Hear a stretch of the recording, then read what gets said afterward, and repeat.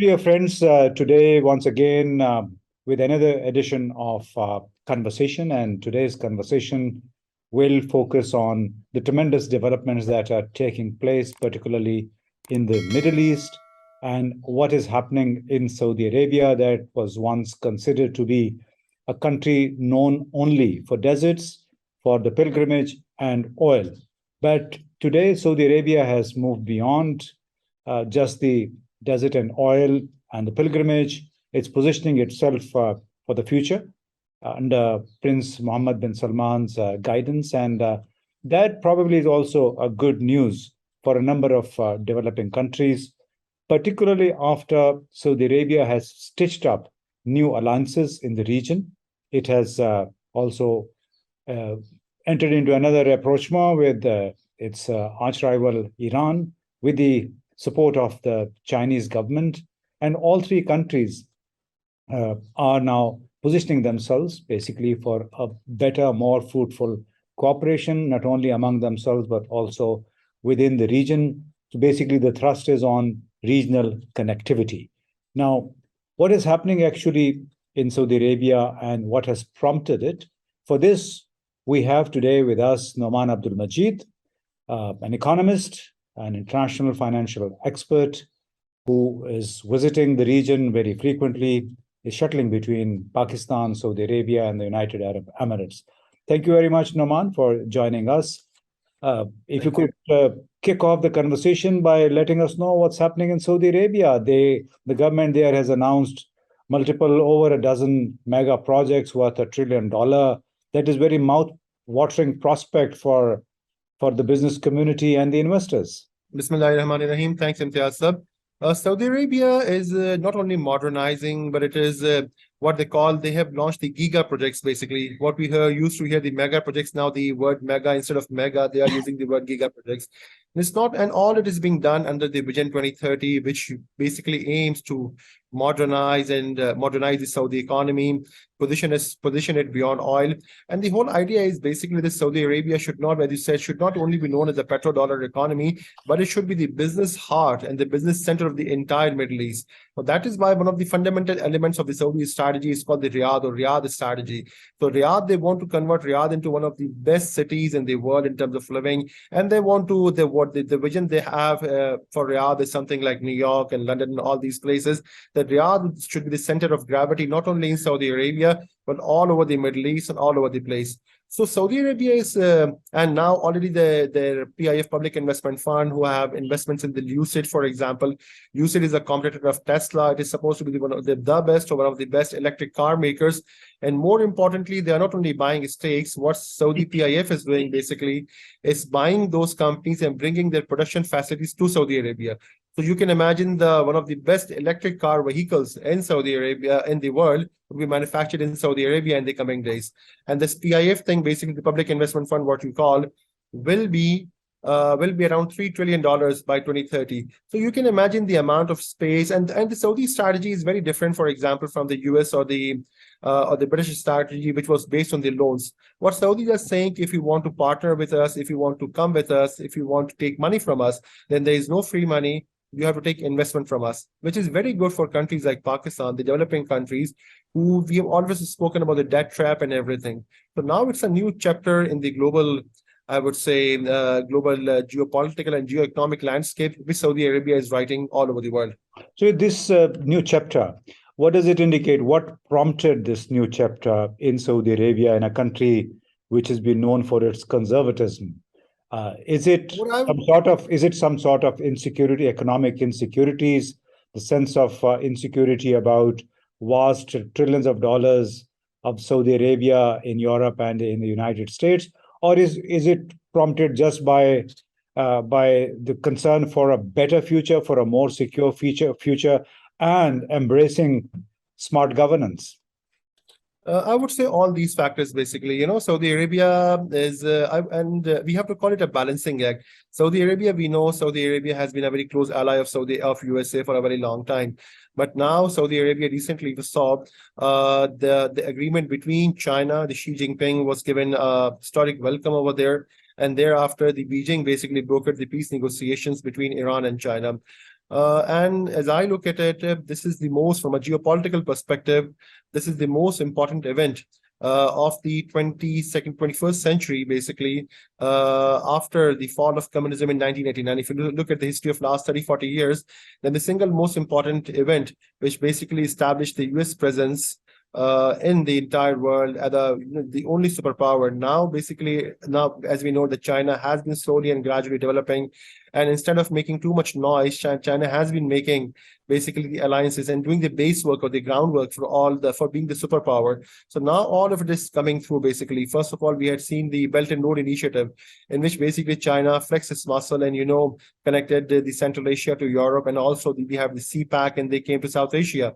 Now, but there was always a question that what role could China play basically in Middle East?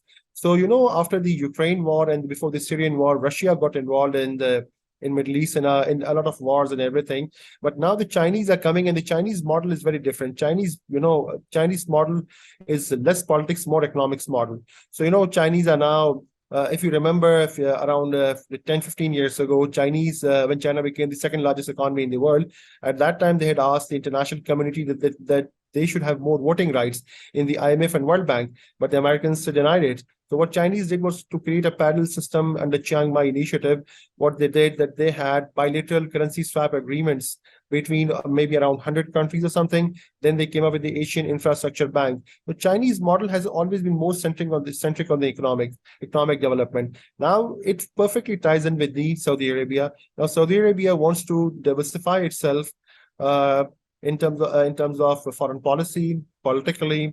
They want to diversify their economy, and their Saudi economy, the economic diversification is more industrial based. Like when we saw in United Arab Emirates case, it was industrial, but a lot of it was to do with the service. Now, Saudi Arabia was also to do with the tourism and services sector, but a major chunk of it, as I had said earlier as well, is to do with the industrial activity. So who could be a better partner, industrial partner than China? So Saudi Arabia see a lot of value in partnering. And one more very important thing, as I spoke about the new chapter, around a couple of months ago, the Saudi Crown Prince had given a very important statement. He had said that 5 years from now, Saudi Arabia will be a different country. So will be Iraq and Qatar and Yemen and all these places. So the whole idea was, that basically changes the perception. The whole idea was that we grow together.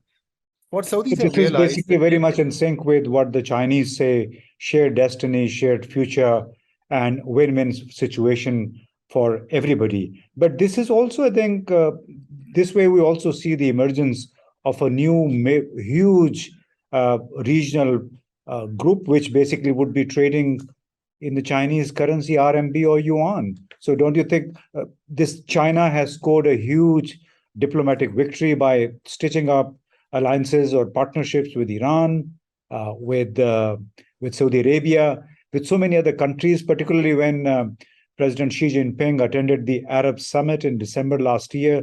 So I think that was basically the beginning of the new relationship between China and the regional countries. I think it's a great diplomatic victory for both China and Saudi Arabia, because Saudi Arabia is the wealthiest and the central country by virtue of the pilgrimage and by virtue of the economic power, by virtue of the location within the Middle East. Okay, this is relatively the most developed as well. Saudi family offices have tremendous amount of wealth. They have been investing all over the world for many countries. Like there are a lot of Saudi groups which can stay under the radar, and they don't project their brand name, but they are global leaders in electrical goods manufacturing and so many other things. They have a huge balance sheet. So I think this is a great diplomatic victory for both Saudi Arabia and China, because it allows Saudi Arabia to be the peace builder, to be the one who develops the entire reconstruction process in the Middle East. After the Iraq war and the Afghanistan war and the sanctions in Iran, the Middle East has basically suffered tremendously. Already, after the intent with the Iran, so the finance minister has announced that we would like to invest in Iran if all things go well and as per the plan. So, if Saudis can invest in Iran, they are basically, then we also saw that Saudis are entering into negotiations into Yemen via Oman. Oman has always been a peace broker in the region. It is known to be. So now what Saudi Arabia is doing, basically, as I was referring to earlier, what Saudis have realized, most important thing, that the entire Middle East region has to be free of wars. Unless there is war happening, and we know who has been behind the wars happening in the Middle East very well, but unless the wars stop, the But reconstruction a and lot of development people in process. Europe don't. A lot of people in Europe or in the United States don't know who has been behind these wars. Yeah, they don't know, but we know very well that that how the regime change operations have taken place in Afghanistan and Iraq, what happened in Syria, so many multipliers. So they're basically all the Middle Eastern countries have complex philosophy. Now, for example, if you look at the Syrian model, the Bashar al-Assad recently visited Oman. He has been in talks with United Arab Emirates. So even there is an effort behind the scene to bring him on board because they realize that yes, he's there to stay. Already, Syria, a very important Arab country, already lost around between 500,000 to 1 million people. Another similar amount of people who have been displaced there in Turkey. And the whole process started basically when Saudi Arabia approached with Turkey. The Saudi Arabia and Turkey were not doing well. But when President Erdogan visited Saudi Arabia, Saudis put some money over there, then the rapprochement process started. So if you look at the nexus, it's not only Saudi Arabia, China, it's basically China and Russia on one hand, and the Muslim countries like Turkey, Saudi Arabia, United Arab Emirates. And it's now Iran is also coming into fold because Iran was basically close to the Chinese and Russian camp. Noman, let me bring you to the other subject. When you're talking about Iran, China, Saudi Arabia, Turkey, Russia, they're all dealing in the Chinese currency, yuan or RMB as they call it. So would it really lead to de-dollarization of the global economy and make the world, or at least these countries, independent of the need for dollars or euros? It will definitely have an impact. We cannot say that dollar will completely vanish from the global financial system. But if you look at the trend of the last 20 years, dollar, which used to be 70% of the global foreign reserve, of global foreign currency reserves of all the central banks, now the share of dollar as a foreign currency reserve has come down below 60%. Around more than 10%, basically, the share of dollars has receded.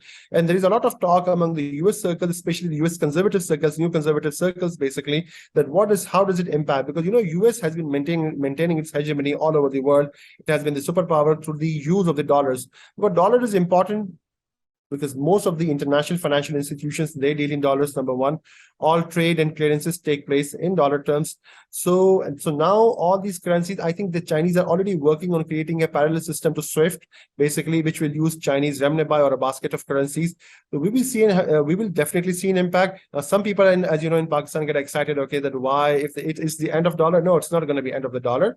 Dollar will remain so, but the importance of dollar in the global financial system is going to recede. A lot of people talk about the gold reserve as well, that the gold is now coming back. It's not going to happen. It's practically impossible. We can have a conversation on that as well, that gold is not coming back. Yes, gold will remain as an asset class, as an investment class, in which the central banks will keep parking some of their money, but we are not going back to the going back to the gold standard. Most important thing is that there is every country, every nation has a certain share in the global GDP and global trade. So I believe that the foreign currency reserves of the central banks more and more will reflect their trading and economic patterns. Instead of just keeping all the money in dollars, people will see whom we are trading with, whom our geopolitical, geo-economic interests are with, and that would determine the foreign currency reserves as well. So there'll be a global repositioning in which I think the money will come out of the US. But again, as we know that Euro had a bulk of the share, but the European economy is suffering a lot because of the Ukraine war.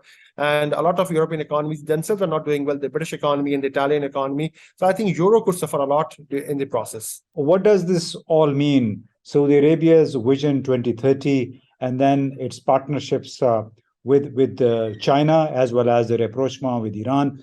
What does it mean for smaller countries like Pakistan? Pakistan should have been a natural partner and a development partner, and I think that Pakistan could have been the greatest beneficiary of all this thing. Like Pakistan can easily get, in my opinion, between $3 to $5 billion of foreign investment only from these countries per year, every year, okay, and which would basically take care of our foreign account deficit. Saudis are pro-Pakistanis. We have seen Saudi families, Saudi people, they respect a lot because Pakistanis have been living and working over there for last 50, 60 years. A lot of Pakistanis have over a period period of time have got Saudi citizenship as well. The Saudis, and they have been intermarriages as well. So the Saudis are very close to Pakistan at the ground level, and we have seen people at the senior level as well. So they want to help Pakistan, but the whole idea is they always ask, Pakistan, what's happening in Pakistan? Why Pakistan is so permanently unstable? Why Pakistan can't basically put our own? Why can't we put our own house in order? While I said that the Pakistan could have been the greatest beneficiary, but if Pakistan doesn't focus and doesn't put our own house in order soon, then we could be the biggest loser as well. If you remember that recently when our Prime Minister went over there, he was told by Mohammed bin Salman that, we are willing to invest up to $10 billion in your economy. Just come up with a credible proposal. If you remember in 2019, when Imran Khan had visited, at that time, and Imran Khan and MBS went along very well.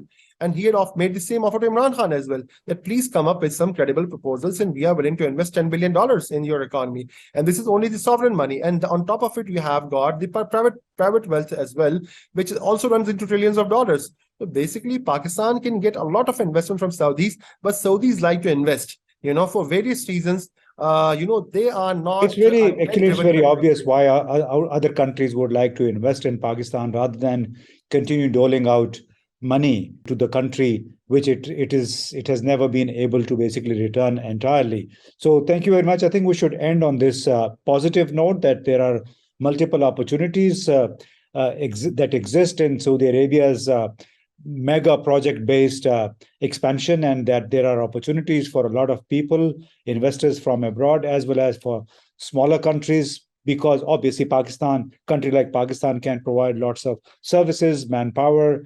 So there are opportunities, and let's hope that Pakistan eventually settles down politically, and then its government and its people can also benefit from that expansion. Thank you very much, Noaman.